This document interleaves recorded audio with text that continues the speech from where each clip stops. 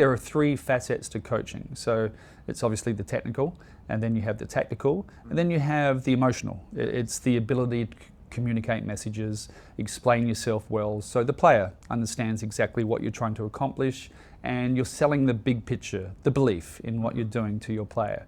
And that's something that you learn as you go. You're not very good at that when you start coaching, and as you get a little more experience and you work with different players, then I think you become much better at that as well. So I always say that when you're interviewing for a coach, whenever your next coach is, when you're interviewing people and they talk about the technical, and the emotional, and a coach says to you, no, I'm really good at all of those, then you need to run for the hills. Because nobody is good. And I'm not so great at the technical. I've always known that. I'm working with a guy now with Jannik called Simona, and he's awesome at the technical.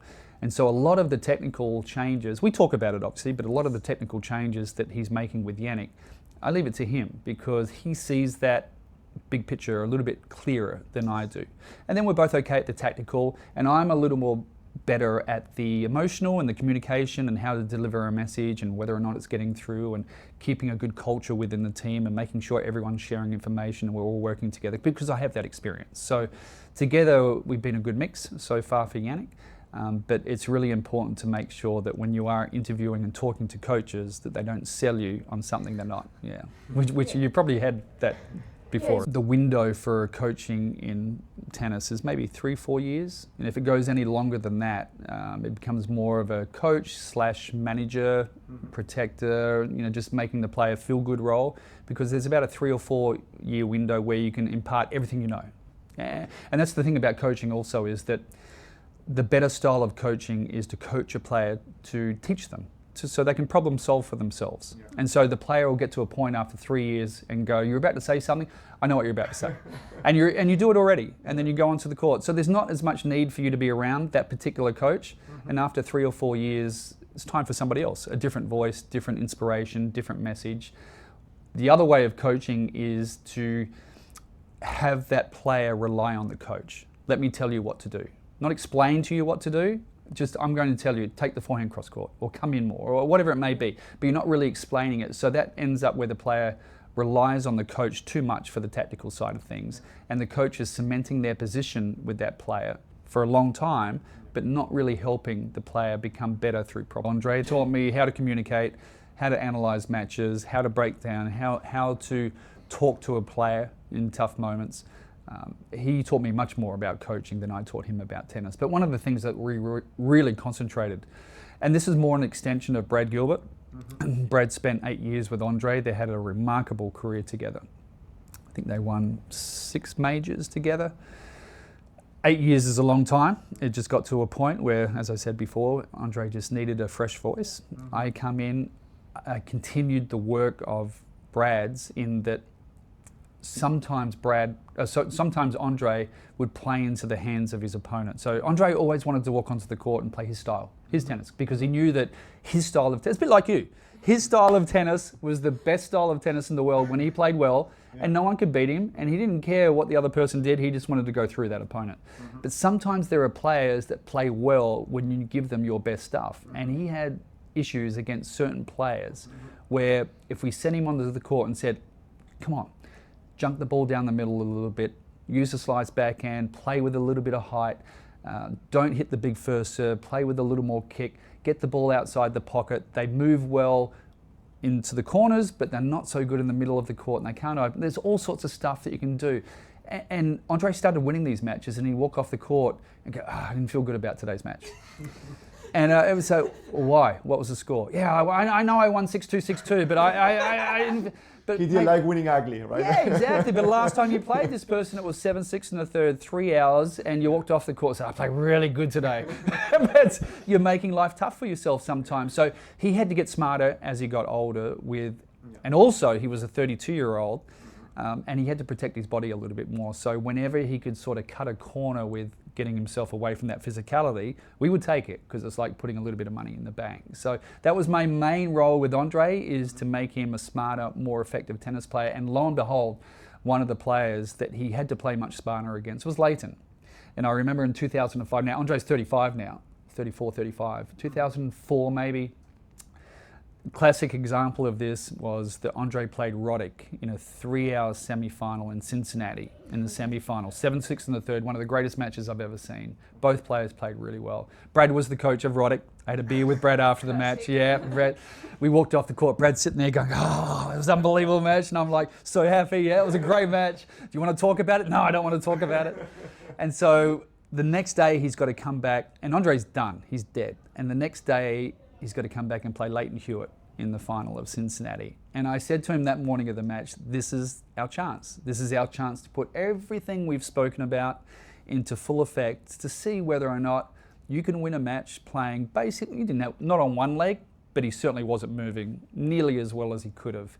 And Leighton had a pretty easy draw through to the final, so he was ready for that. And Andre did. He went onto the court. He played so not like Andre. He just did stuff that Andre never does, and he won in 3 sets. It was amazing, and we walked off the court, and honestly, it was one of the most satisfying coaching moments that I've ever had. He'd done way more in the game, but to win that tournament the way he did, that was a really satisfying moment. So I guess it's the little things you look back on. So it's if I'm coaching you, and you're playing, let's say, Rybakina, big server, whatnot, and I know you like to be aggressive on the return of serve, and you like to stand in, you like to go after the serve, and you're missing too many returns. So coaching is about showing you a different way, not necessarily telling you what to do, but giving you options about what to try. And I come over to you, Caro, and I say, maybe we need to back up a couple of steps because you're playing someone and you're making too many mistakes. So back up. And you look at me and go, Darren. This is the way I play, because every now and then I hit a good return and I get a free point, and this is where I'm standing. So I'm giving away my greatest strengths. No, I'm going to stay with what I do best. But if I come up to you and say, Caro, this is what's happening. You're playing someone that's serving 4 or 5 miles an hour faster. We don't have the time to take that big swing. We've got 2 choices here. Firstly, you can shorten your swing and block it back. The problem with that is you're on the baseline on the return, and if you don't hit it perfect, you have to back up 2 steps, and their +1's going to hurt you straight away, and that's not a good place to defend from. Or we can take 2 steps back and take your full swing and go after it. I know you're not going to hit as many winners, and you're not going to win as many free points, but then they might start taking a little bit of pace off their first serve, knowing they're not getting the free points they were getting, and then as they throw that ball toss up, you can go back in and surprise them every now and then, and we can throw off their rhythm a little bit and get so if I say that to you, you're going to look at me and go, okay, we change it, maybe we try it at least. But if I tell you what to do, hey, we need to do this, you're probably going to be a bit stubborn, like all great players are, and go, no, this is the way I need to play. So that's coaching. It's about the way you communicate a message and show the big picture, and not necessarily telling the player what to do, but giving the player options. And then you'll go, all right, we try it for a few points. And if it doesn't work, then I go back in. And then you went with Simona. Yep. How was that change from coaching to men to a women who was quite young still by the moment? She was already a great player. She was already top 5. Number 3 in the world, number 2 when you start working together? Yeah, maybe my worst ever coaching moment happened after that. I'll tell you about that because I think it's a good lesson, is that because I'm the experienced person within our team, she suffered that loss against Ostapenko, and she was playing for her first major, playing to be number 1 in the world for the first time, so there was a lot riding on it, and the pressure coming from the people in Romania, and even, you could feel it. It was just intense around the place. And I knew she was destined to win at some point, but you never know, right? You've been to 3 finals and you go, I'm not sure it's ever going to happen for her if you let this one get away from you. And so I decided through that period that because I was the oldest, most experienced, that I was going to be positive, that I'm going to just sell her positive story. Simo, it's all good, we're going to get there, we keep fighting, we get back onto the court, we keep working hard, we keep evolving your game, put a smile on your face, let's enjoy the tennis. But it was the wrong style of coaching for her because she was suffering inside with doubt, with the match that she lost, with the fears, with everything. And I was showing no empathy. I wasn't suffering with her. I was suffering, but I wasn't showing I was suffering. I was positive, and she wanted me to be miserable like she was.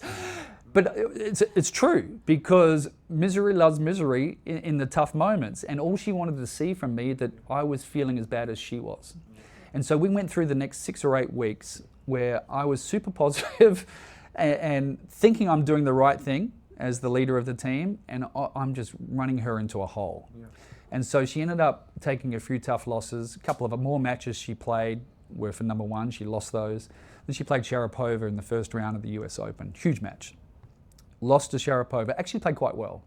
Lost to Sharapova in the first round of the US Open. And after the match, she comes over and sits down. She's got tears rolling down her face. And she asked me, how'd I play? You know, and I started to talk about the technicals. And I was an idiot. And you know, yeah, you play, but maybe we... She didn't want to hear it. And she got up and I was halfway through a sentence and walked off in tears. And as she's walking off in tears, the physical trainer, Teo Cecil, who was the physical trainer, you remember him, the big guy, exactly, was walking over and he's looking at me and he's going, as he's following Simona to the locker room, and I'm like, ah. And he comes over to me later and he goes, hey, listen, I know what you're trying to do, but I think sometimes you've just been a bit too tough on her. You know, she's a young girl. No one expected her to be a great player from Constanța in Romania. She's doing her amazing things. Maybe sometimes you just need to give her a hug and tell her you love her. Yeah. And validate her feelings as well. Yeah. And I'm like, I'm not. So I thought about it for a day or so, and I ended up, the next day I saw her and I walked over to her, and I did. I was wrong. I walked over and I said, hey, this is all on me. The last 8 weeks is on me. I made such a mistake. I tried to be positive and whatnot, but I know that you're suffering, and I'm suffering inside. And I started having tears, and I gave her a hug. She was crying, and she goes, I've been waiting for this hug for 3 months. You know, I'm so happy you gave me this. All right. I said, if you want to fire me now, I'll walk away. No, it's okay. 2 weeks later, she goes and plays Sharapova in Asia, beats her 2-2. Nice. Like, all the pressure was gone. Everything was relieved from her shoulders, and she could start to enjoy her tennis again. So it's a different way of coaching, not my style of coaching at that point, but she taught me a big lesson.